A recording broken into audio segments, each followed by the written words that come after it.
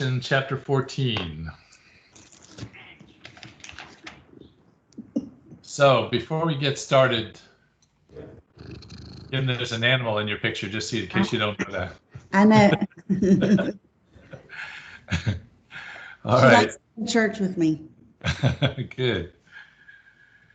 So before we get started at 14, let me just say a couple things. So I spent way too much time studying for chapter 14 because I kept turning left and right into other issues. So it's going to help me get prepared for other lessons in chapter 20 and 21, just because of kind of what I ran into. But we are going to have to address a couple of big questions here in chapter 14. But I'm only going to kind of introduce those questions, and then they actually get dealt with in more detail in other places. So just kind of letting you know kind of up front that we're going to run into that very quickly as we get started in 14. But let me just remind you again that, kind of where we are in the grand scheme of things. Here in 14 is another one of those little breaks that we have in Revelation. We had one back in chapter 7, and we have one here in 14. For 12 and 13, we've been, in chapters 12 and 13, we've been kind of looking at the tribulation from Satan's vantage point. Up until then, it's been kind of from God's vantage point. Here in 14, it switches back again to God's perspective on what is going on. And so we'll see both a great worship time and then some other messages that come to us here in chapter 14. But what you will see very clearly is the contrast between what we went over in chapter 13 with the false prophet and the false Christ and the false God in Satan to the true God and the true Christ here in chapter 14. So let's just jump right in, and then, as I said, we'll have to take a couple of left turns pretty quickly as we get into it. So verse 1, chapter 14, says, "Then I looked, and behold, a lamb standing on Mount Zion, and with him 144,000, having his father's name written on their foreheads." So again, just to remind you, I looked, and behold, this is kind of the picture again of John having a new revelation, a new picture from heaven. We see that statement kind of indicates that there's a new revelation being given here. And then the word "behold," again, every time we see that, that's kind of a wow word. He looked and he was blown away by what he saw. Excuse me. And so those words are important every time we see them. So the next thing he says is he saw a lamb standing on Mount Zion. Right, so this lamb we have seen before, right? If you go back to chapter 5 a minute, when we had we first saw the lamb. In chapter 4 we had the throne room, and then chapter 5 we get introduced to the lamb. So in chapter 5 verse 6 it says, "And I looked, and behold, in the midst of the throne the 4 living creatures, and in the midst of the elders stood a lamb as though it had been slain, having 7 horns, 7 eyes, which are the 7 spirits of God sent out into all the earth." And so that we identified the lamb there is Christ, and this is the same lamb now that we're seeing here in chapter 14. We see the lamb standing. Again, standing is indication of victory, of standing on Zion here. Now when we talk about Zion is all through the Old Testament and New. Let me just pull a couple of places out just to remind you. If you go back to Psalm chapter 2.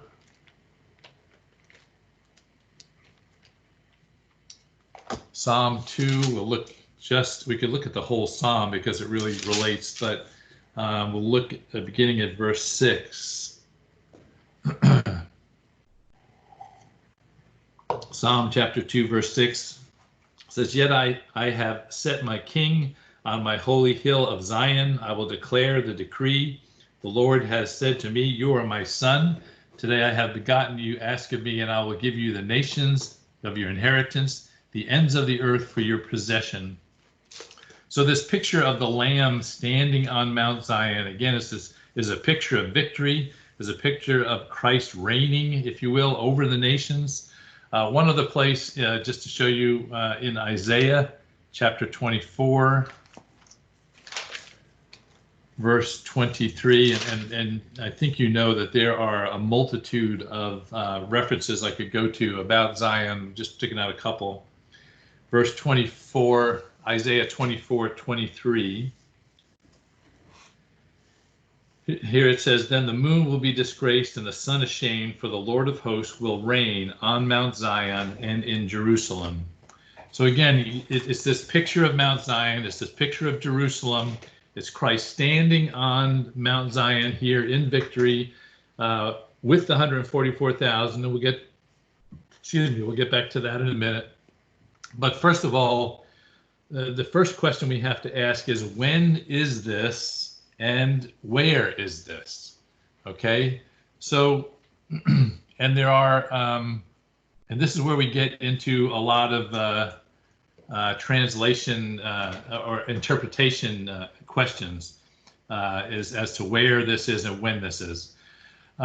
First of all, is he standing on Mount Zion? What Mount Zion are we talking about? This could either be the physical Mount Zion, i.e. Jerusalem, where Christ is now on the earth, standing on Mount Zion. And so then this is there are many interpreters who would say this is when Christ begins the 1,000-year reign. This is when the millennial kingdom happens. Christ is standing on Mount Zion on the earth. He's got the 144,000 with him. So this is actually the beginning of the millennial reign here. So just as a side note to get to whet your appetite here, we start talking about the millennial reign. This is the 1,000-year reign that we will talk about when we get into chapter 20, where it talks about the 1,000-year reign of Christ and the 1,000 years that Satan is bound and all of that. And the question is, when is that millennial reign? When does that occur? And again, this is a matter of interpretation. Many believe that we are currently waiting for that millennial reign to happen. That's going to happen sometime later. Those people are called premillennialists, right? In other words, we are before the millennial, which will occur later on. There are some who believe we are in the millennial reign now. In other words, Christ, when he came, he started the millennial reign, and those are called amillennialists. Either means that we're in the millennial now, or there will be no millennial reign. Because the other interpretation is that the other interpretation that's important here is that when we talk about Christ standing on Mount Zion, that we're talking about the final eternal kingdom, the New Jerusalem, if you will, and that Christ is standing in heaven in the New Jerusalem,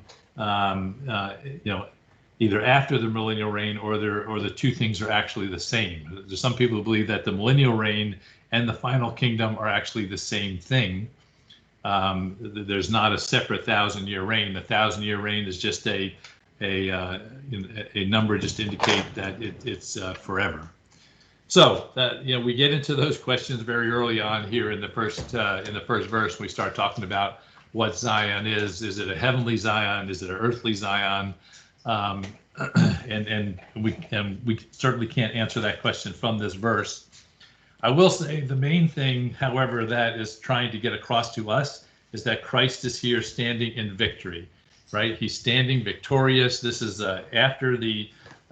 this is definitely after the tribulation, right? Or at the end of the tribulation, if you will, that he is standing in victory over the kingdoms, and that is indicated by him standing on Mount Zion. So let me just pause there. Having trouble with this thing this morning. Let me just pause there and see if you have any questions or comments before I go on. Again, when we get into chapter 20 and chapter 21, we're going to talk a lot about the millennial kingdom and what it means and what it doesn't mean, but it needs to be introduced here because the question comes up as to where we are in chapter 14. But any thoughts or questions before we go on? So my question would be, what do you do with the new earth then, if this is the heavenly kingdom? Why was there a new heaven and a new earth? The new earth is my understanding. The new earth is for the millennial reign. Good point, Rick. Is that just one that you have to take it for what it is? Yeah. And so, as you all know, I'm not an expert on any of these positions, but asking good questions allows me to go in and take a look. So I'll take a look, Rick, and see what the answer may be to that question from that perspective. I don't, and just again, so that you know, I don't have a particular position yet with regard to this. I know that many of you do, and that's perfectly fine. But I'm going to wait until we see how it all plays out in chapters 20 and 21. Any other thoughts or comments before we move on? I just wanted to give you a chance because I know this is an important topic. So, Rich, I did have a question. 144,000, we had mentioned before that represented the group of believers. Is that the understanding here, or is it just, is it really 144,000 believers at that point in time? Okay, so that's the next question, Russell, that we're going to deal with. Thank you for moving us on. Yeah, so the first question is around the millennial reign, and so again, we'll get to that later. So the next question then comes to the 144,000. So we have talked about the 144,000 back in chapter 6 and 7. So let's just go back there a minute. Go back to chapter 6 a minute. If you remember, at the end of chapter 6, in verse 17, at the end of chapter 6, it has this important statement. It says, "For the great day of his wrath has come, and who is able to stand?" Right? In chapter 6, we had the opening of the seals, and the wrath of God is laid out. And the question is then, who is able to stand?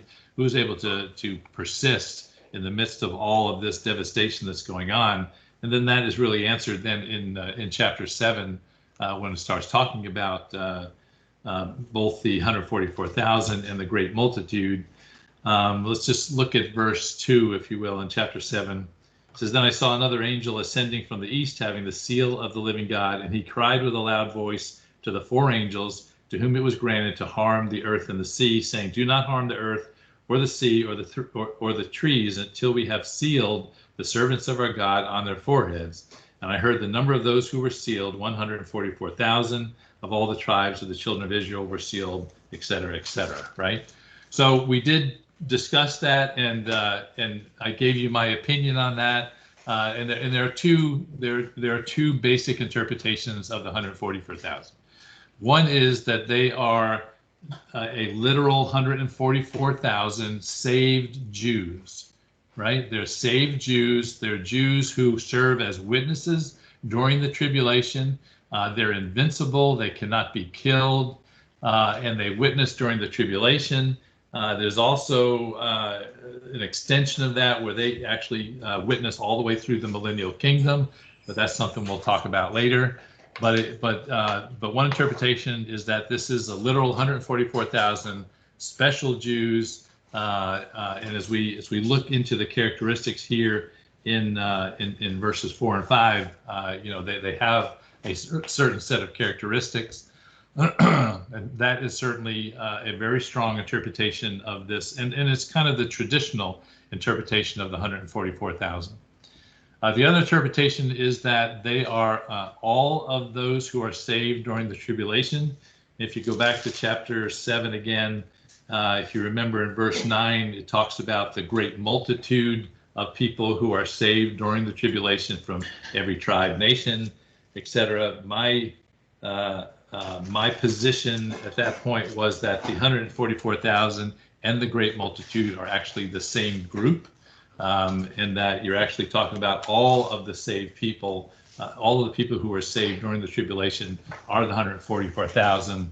Again, the number is just representative of all of those people. But there are good reasons to believe either one of those cases, and so feel free to come down on either one of those interpretations. Again, they are this 144,000, however you want to interpret it. The main point here is that they are marked out as God's possession. They are sealed. They are protected by Him. And at this point in the story, they are standing with Him, victorious on Mount Zion. Right, the Lamb is standing there, and the 144,000. All of them having the Father's name written on their forehead. So again, they're sealed. They're marked. They don't have the mark of the beast. They have the mark of the Father, if you will, written on their foreheads. So that's the main message here, is that the Lamb and the 144,000 are victorious at this point, and standing there on Mount Zion, again, wherever you believe that is. So any other thoughts on the 144,000? We're going to talk more about it as we go into it, because we're going to get into the characteristics and all that in a few minutes. But anything else you need to say before we go further?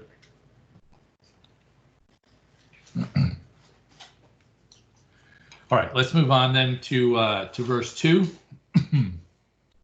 Verse 2 and 3 we'll do together. It says, "And I heard a voice from heaven like the voice of many waters, and like the voice of loud thunder. And I heard the sound of harpists playing on their harps.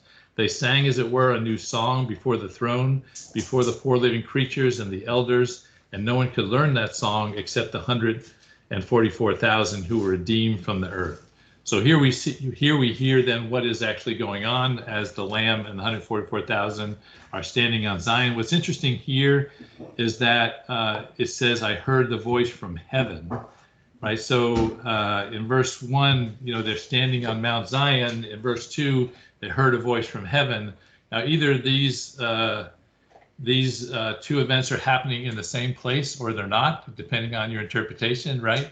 It could be that the Lamb and 144,000 are on the earth, and this voice is coming from heaven, from other entities in heaven, or it could be that they're both in the same place, and it's actually the Lamb and the 144,000 who are making this noise, making this voice from heaven, again, depending upon your interpretation.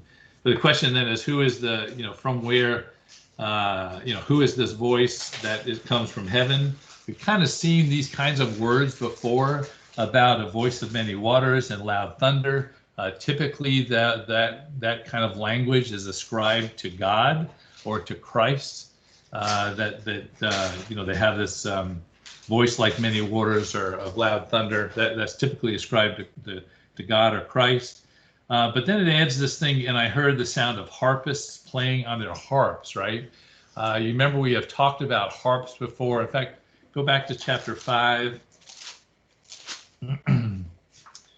If you go back to chapter 5, verse 8, in one of the worship songs that we see in chapter 5, verse 8, it says, "Now when he had taken the scroll," again, when the Lamb had taken the scroll, "the four living creatures, the 24 elders, fell down before the Lamb, each having a harp and golden bowls full of incense, which are the prayers of the saints." So again, you see here the 24 elders who have harps and are singing them. And then verse 9 again, "And they sang a new song, saying, etc., etc." So this is very parallel to what we see here in chapter 14, verse 2. "I heard a voice from heaven like the voice of many waters, like the voice of loud thunder. And I heard the sound of harpists playing on their harps, and they sang, as it were, a new song before the throne." So again, I think the large point here is that this is a worship, this is praise over the victory that we see in verse 1. Where is who is doing the praising? Who is this voice? Is it the 144,000 who are doing this? Is it the angels who are in heaven? Is it the living creatures in heaven? In all honesty, every interpretation I read had a different answer to that question. So feel free to utilize whichever one you like. I think it's just saying that heaven is rejoicing, right? Heaven is rejoicing that Christ is victorious, and with him the saints standing on Mount Zion and showing that victory through that activity. Rich, But did you go ahead. say back before in chapter 5? I thought I remembered it was like the 24 elders and the creatures were the ones that would sing and the angels were the ones that would speak. That's Is right. Okay. Yeah, there's no case if what we said back then was there was no case where we actually saw angels singing. Mm-hmm. It's the 24 elders who again were representative of the church who were actually doing the singing. And now here you have the if you notice down in verse 3, right? No one could learn the song except the 144,000 who were redeemed from the earth. So here, so my interpretation is this. So this is just my position on this, okay? Is that in chapter 5 we saw the 24 elders, which were representative of the church, singing the new song. Now we have, in addition to those, to the church, we have those who were redeemed during the tribulation now singing the song here in chapter 14. So essentially then it becomes all of the redeemed are singing the new song. That's where I am in trying to understand this. I know that, again, there are other interpretations, but that's where I am in understanding this. Any other comments or questions on that? All right, so in the point in verse 3, you know, that no one could learn the song except the 144,000 who were redeemed from the earth. Only the redeemed can sing the song, right? Only the redeemed can sing the song of salvation, can sing the song of redemption, can sing the song of Moses, can sing that new song. Only those who have been redeemed. And here we have the addition of the 144,000, or those who have been redeemed during the tribulation. Okay, now verse 4. So this is where we start to raise questions again. Verse 4. These are the ones who are not defiled with women, for they are virgins. These are the ones who follow the Lamb wherever he goes. These were redeemed among men, being first fruits to God and to the Lamb. And in their mouth was found no deceit, but they are without fault before the throne of God. When you read these verses, and actually when we were reading chapter 7, somebody in the class asked this question about this verse. Well, these sound like perfect people, right? You know, these are all virgins. These are pure. These, you know, there's no deceit in their mouth. They follow the Lamb. They do everything right. So are these sinless people that we have here? And what are we talking about? I think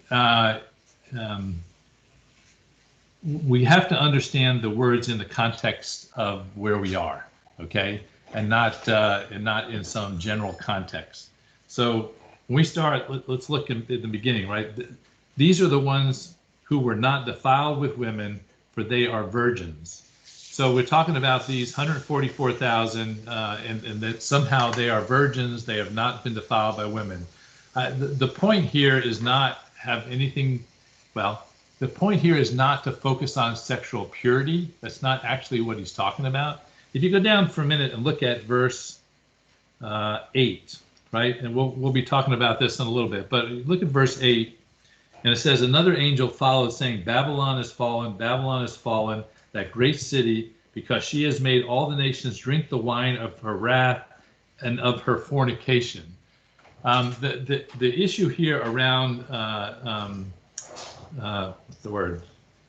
Defilement, right? And around being a virgin is really around their faithfulness to God. It's around spiritual faithfulness rather than around sexual faithfulness. When he talks about them being a virgin, he's saying they only had God as their mate. If you go all the way back to let's look at 2 Corinthians a minute. It talks about this this concept. 2 Corinthians chapter 11.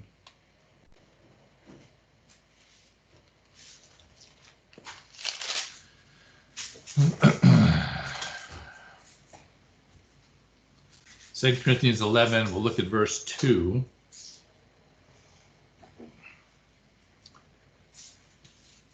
Paul says here, for I am jealous for you with godly jealousy, for I have betrothed you to one husband, and I may present you as a chaste virgin to Christ. But I fear lest somehow, as the serpent deceived Eve by his craftiness, so your minds may be corrupted from the simplicity that is in Christ.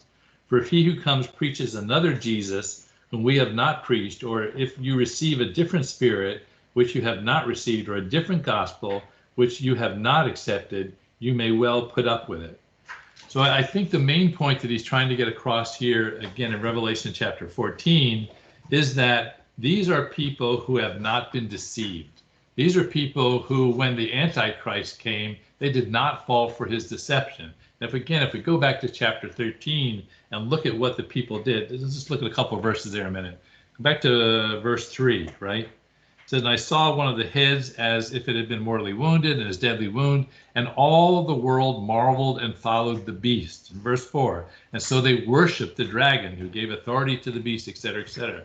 So you remember all the way through chapter 13, the people are just praising the beast and worshiping the beast. And he's saying these people here in chapter 14, this 144,000, the redeemed have not done so. They have kept to Christ. They have not been defiled by following after false religions. You remember they put up an idol of the beast and everything. And so all these descriptions that we have really in verses 4 and 5 are relating to that contrast between those who have been deceived and followed after the beast versus those who have followed after Christ and kept themselves chaste, kept themselves as virgins. Now look, continue into the verses. These are the ones who follow the Lamb wherever he goes, right? So they follow after Christ. They're not following after the false prophet. They're not following after the Antichrist. They're following after Christ. That's this point that he's trying to make.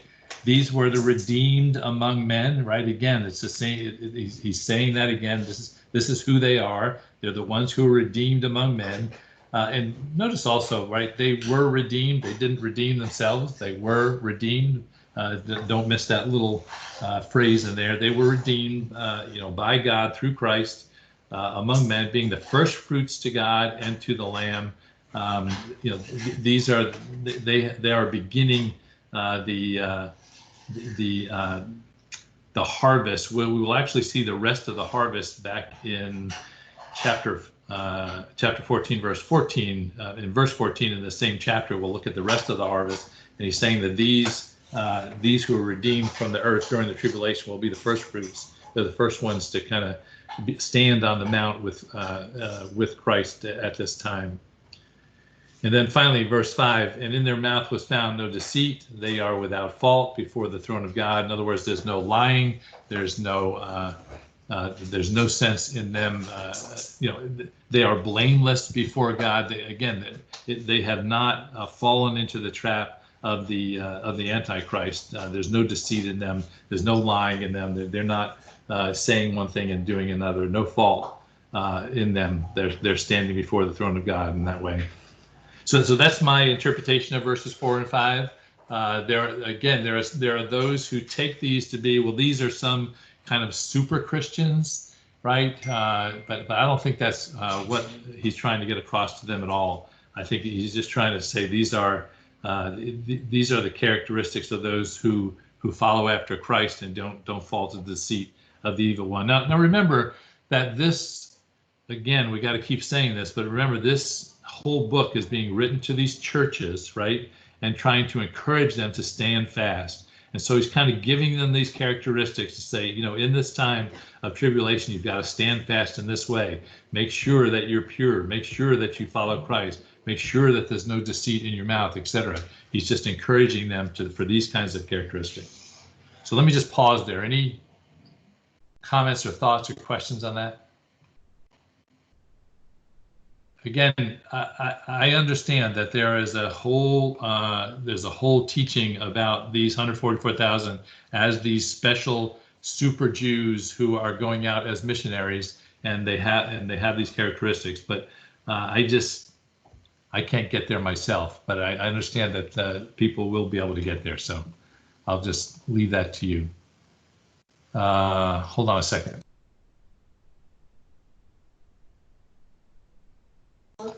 Okay. All right. Let's. I do want to, since we have time, I want to go into verses 6 through 9. So, any comments on 1 through 5 before we do that? we're going to really change gears here in verse 6. I do want to say, don't miss this this wonderful praise and worship with the saints at the end of the age, right? It's going to be a glorious time. That we will be joining Christ in Zion, and there'll be this amazing time of praise. As we get together and do that. So we're all going to be singing this great new song, whatever it is, even those of us who don't sing so well. So, all right, verse 6. So in verse 6, 7, 8, 9, we get introduced to 3 angels. I believe these are angels because it says so. And they come down and they actually bring messages, as opposed to we've seen the angels before who actually bring judgment. These angels bring messages down to the earth. We've seen a lot of angels in Revelation, by the way. These are 3 more. We'll see some more in this chapter, but these are 3 special ones that he talks about here. These angels are bringing messages. In particular, they're bringing warnings. Their anticipation of the 7th trumpet. We still haven't had the 7th trumpet. In other words, the final has not occurred. So these 3 messages come before the final trumpet is sounded in chapter 15 and 16. So it's what we'll see here is this is kind of the final warning before the final judgment. And it's God's last attempt at grace, right? The last attempt that he has to allow these people to turn and respond to him in these messages that come from the angels. So, all right, let's look at verse 6. Then I saw another angel flying in the midst of heaven, having the everlasting gospel to preach to those who dwell on the earth, to every nation, tribe, tongue, and people. Verse 7, saying with a loud voice, fear God and give glory to him, for the hour of his judgment has come, and worship him who made heaven and earth, the sea, and the springs of water. So the first angel that we see, I won't tell you. All right, the first angel that we see is, first of all, flying in the midst of heaven. So that's a phrase that is understood to be the highest point in the sky. Is that the midst of the heaven is typically the highest point in the sky. So think of this as being noon in the middle of the day when the sun is the highest in the sky. So this angel is always there. So as the earth rotates and noon moves across the sky, that angel stays there, right? So wherever you are on the earth at noon, you're going to see this angel as he brings this message. So the point is that this message gets to all the world. He's in a position where he can display this message to every nation, tribe, tongue, and people. He's not affected by Satan. You remember Satan at this point is thrown down to the earth, but we've got this angel kind of up in the midst of heaven, whatever that is, but at the high point in the sky to preach this message, not being interrupted by Satan, and able to get this message out to all of the world in this way. Notice that it says it's an everlasting gospel or an eternal gospel, depending upon your translation. So he's given the gospel again, means good news.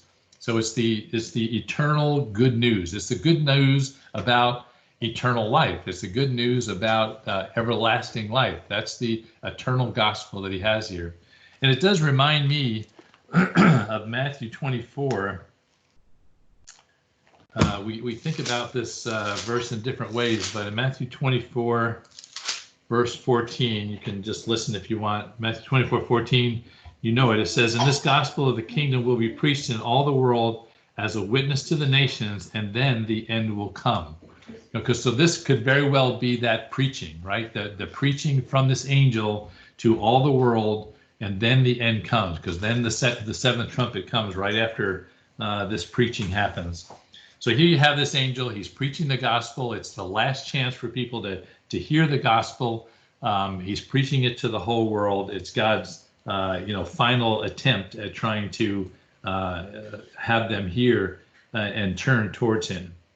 And then verse 7 has the details of what the message is, saying with a loud voice, "Fear God, give glory to him, for the hour of judgment has come. Worship him who made heaven and earth, the sea, the springs of water."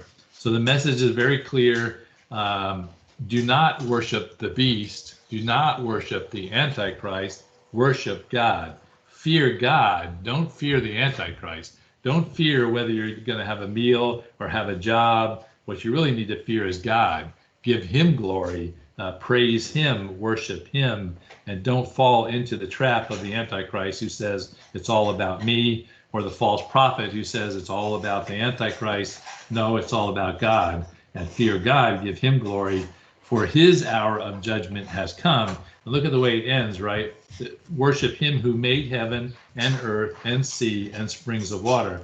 So you remember that every time we have God speaking about his job as creator, he's trying to reach those, particularly Gentiles, right? He's trying to reach Gentiles when you have that message about him as creator. He's trying to have that universal message that will even reach to Gentiles. And so, that's his ace card to say, this is the creator. He's also the one who's going to judge.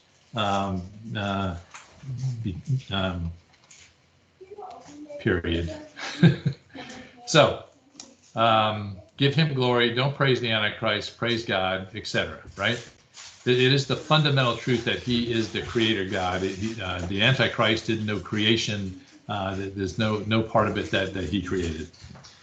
All right, let's go to verse 8. We see another angel. It says, "And another angel followed, saying, Babylon is fallen, that great city, because she has made all nations drink of the wine of the wrath of her fornication." So here you have the second angel comes and starts talking about Babylon. So Babylon here is a picture of the world system, right? It's the worldwide kingdom of the Antichrist is referred to here as Babylon. Right, all of the area now that the Antichrist is the emperor over, he's referring to it here as Babylon, and his point is saying Babylon has fallen.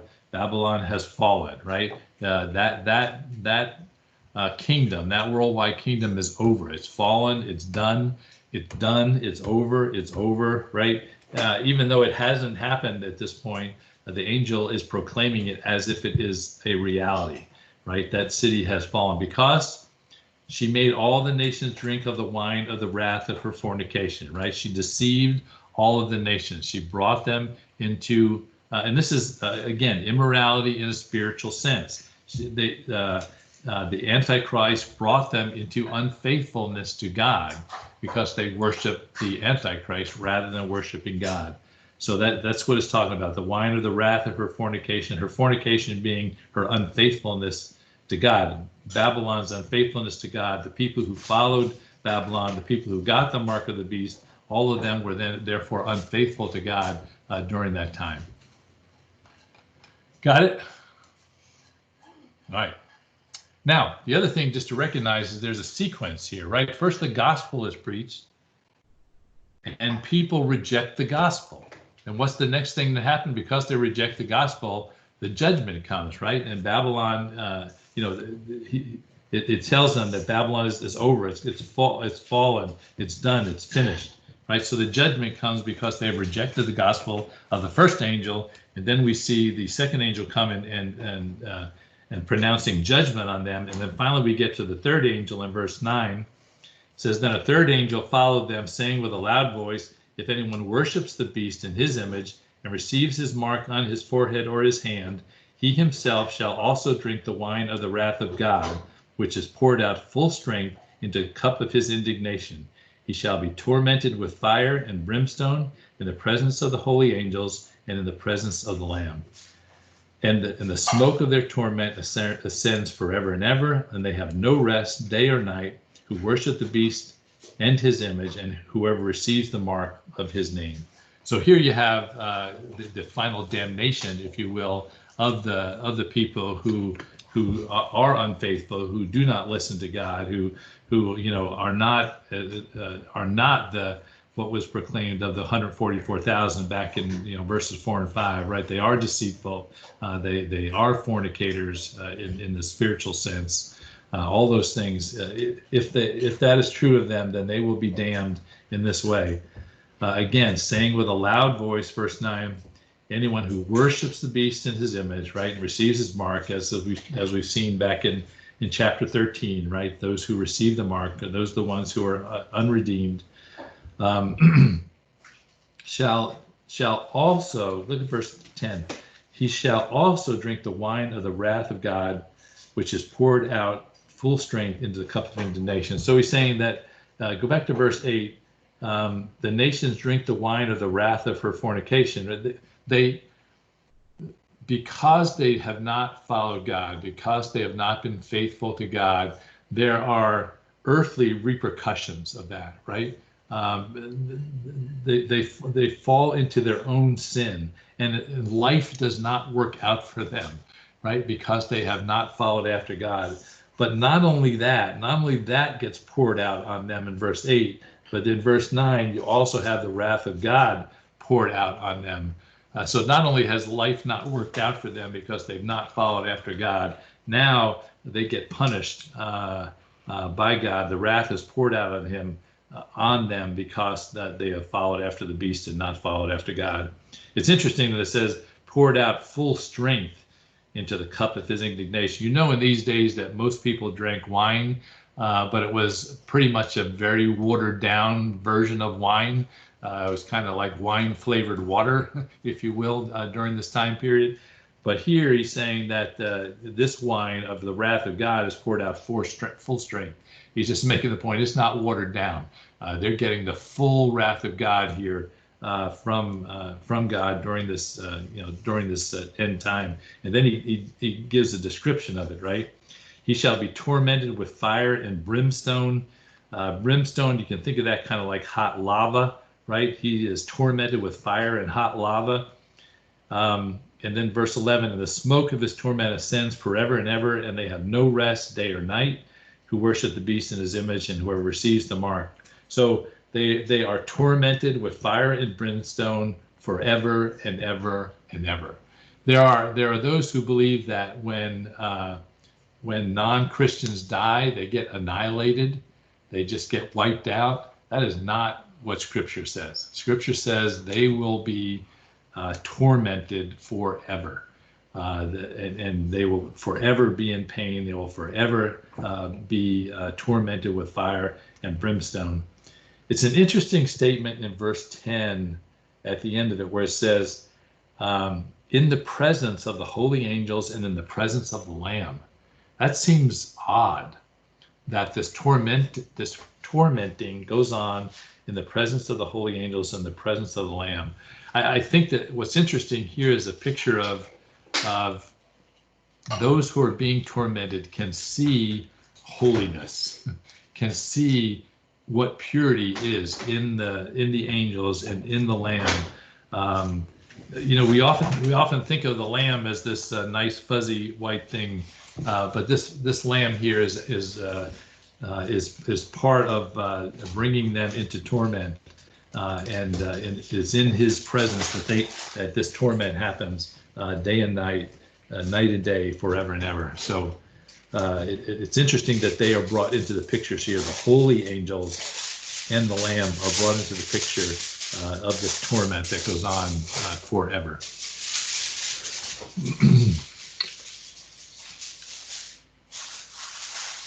Let's see.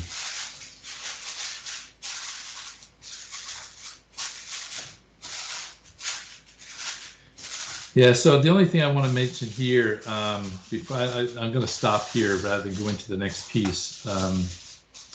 So in verse 11, again, the smoke of their torment ascends forever and ever, and they have no rest day or night, who worship the beast in his image, and whoever receives the mark on his forehead. I think the scripture makes it very clear here that those who follow after this deception, those who are not redeemed, those who follow after the beast, those are the ones that are going to fall into this torment. Those who do not turn their allegiance from the Antichrist to Christ. This is his last proclamation here from this angel, from the angel presenting the gospel, the first angel. And by the time you get down here to the third angel, he's saying, if you've not turned to Christ, then this torment will come. It will be, and it will be forever and ever. Right, I'm going to stop there. We'll get into the rest of this because it kind of is a transition between this and the reaping that goes on at the end of the chapter that we want to spend some time on. So, all right. So, any other thoughts or comments before we close this?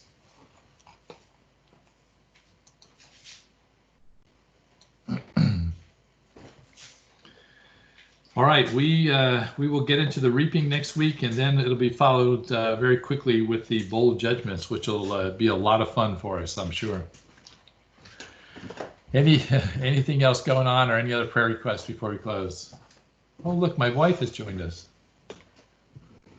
No. I think She's been listening. She's been listening in the other room and banging pots and pans around. we know. Sorry.